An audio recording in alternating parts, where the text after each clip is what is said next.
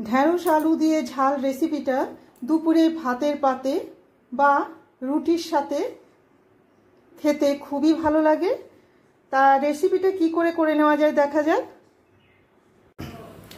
নমস্কার বন্ধুরা, মায়ের মামনির রান্নাঘরে সবাইকে স্বাগত। আজকের যে রেসিপিটা আমি আপনাদের কাছে নিয়ে এসেছি, রেসিপিটা ভাতের পাতে বা রুটির সাথে খুবই ভালো লাগে। কিছু রান্না আছে দেখতে খুবই সাধারণ, কিন্তু খাবার সময় সেই খাবারটাই অসাধারণ লাগে। তা এমনই একটা রেসিপি আজকে আমি করে নেব ঢ্যাঁড়স আলু দিয়ে ঝাল। তা ঢ্যাঁড়স আলু দিয়ে ঝাল করতে আমি পরিমাণ মতো ঢ্যাঁড়স নিয়ে নিয়েছি আর দুটো মাঝারি সাইজের আলুকে লম্বায় কেটে নিয়েছি। আর বাকি উপকরণগুলো আমি দিতে বলে নেব। খুবই কম সময়ে কম উপকরণ দিয়ে এই সুস্বাদু রান্নাটা করে নিন, খুবই ভালো লাগবে।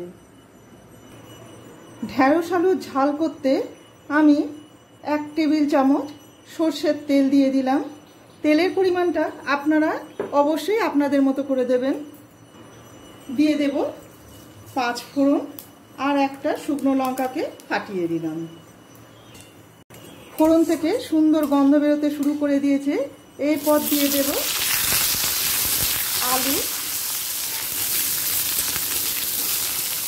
আলুটা 30 সেকেন্ড ভেজে নেওয়ার পর দিয়ে দেব ঢ্যাঁড়স।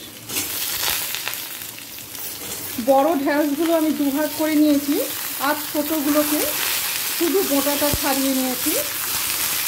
দিয়ে দেব পরিমাণ মতো লবণ, 1/2 চামচ হলুদ গুঁড়ো। লবণ আর হলুদটা আলু আর ঢ্যাঁড়সের সাথে মিশিয়ে নেব। মিশিয়ে নিয়ে উপর থেকে দিয়ে দেব হাফ টমেটোকে লম্বায় কুচিয়ে নিয়েছি আর 3টে কাঁচা লঙ্কাকেও লম্বায় চিড়ে নিয়েছি। দিয়ে ঢাকা দিয়ে সেদ্ধ হওয়া পর্যন্ত অপেক্ষা করব। 5 মিনিট পরে এসে ওপর নিচ করে দেব, যাতে চারদিকটাই সমানভাবে সেদ্ধ হয়ে যায়। অনেকটাই সেদ্ধ হয়ে গেছে, আর একটুখানি বাকি। আবার ঢাকা দিয়ে পুরো সেদ্ধ হওয়া পর্যন্ত অপেক্ষা করব। রান্নাটা আমি পুরোটাই লো ফ্লেমে করেছি। এরপর দিয়ে দেব বেটে রাখা সর্ষে। আমি সাদা কালো সর্ষে অল্প লবণ দিয়ে বেটে নিয়েছি।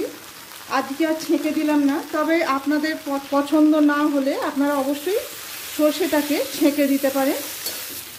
সর্ষেটা আলু আর ঢ্যাঁড়সের সাথে মেশানো হয়ে গেছে। আপনারা চাইলে ওপর থেকে নামাবার আগে সামান্য তেল দিয়েও নামাতে পারেন, কিন্তু আমি আর তেলটা দিলাম না। গ্যাসটাকে বন্ধ করে দিলাম। ব্যাস রেডি ঢ্যাঁড়স আলুর ঝাল। তা ঢ্যাঁড়স আলুর ঝাল রেসিপিটা আপনাদের কেমন লাগলো অবশ্যই কমেন্ট করে জানাবেন। ভালো লেগে থাকলে একটা লাইক, শেয়ার আর সাবস্ক্রাইব করে রাখার অনুরোধ রইল। আমার চ্যানেলটিকে সাবস্ক্রাইব করে দিলে পরের দেওয়া নতুন রেসিপিগুলি খুব সহজেই আপনাদের কাছে পৌঁছে যাবে। সবাই ভালো থাকবেন, ধন্যবাদ।